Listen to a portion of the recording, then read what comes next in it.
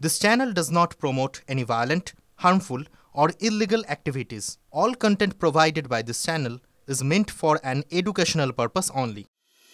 বিশ্বের অন্যতম বড় রেল নেটওয়ার্ক ভারতীয় রেলওয়ে সময়ের সঙ্গে সঙ্গে উন্নত হয়েছে যাত্রী পরিষেবার।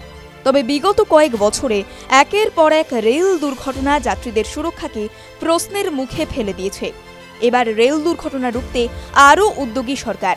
দক্ষিণ মধ্য রেলওয়েতে 1465 কিলোমিটার রুট জুড়ে বসল কবচ সিস্টেম।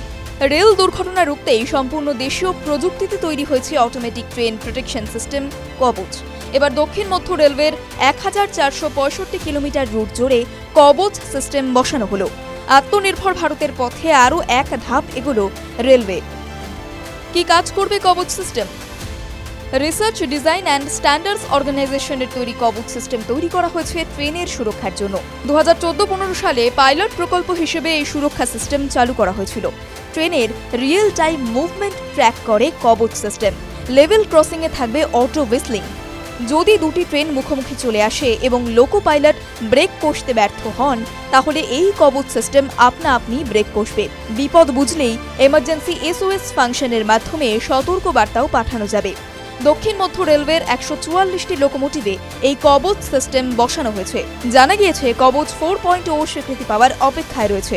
শীঘ্রই 10,000 লোকোমোটিভে এই সিস্টেম ইনস্টল করা হবে।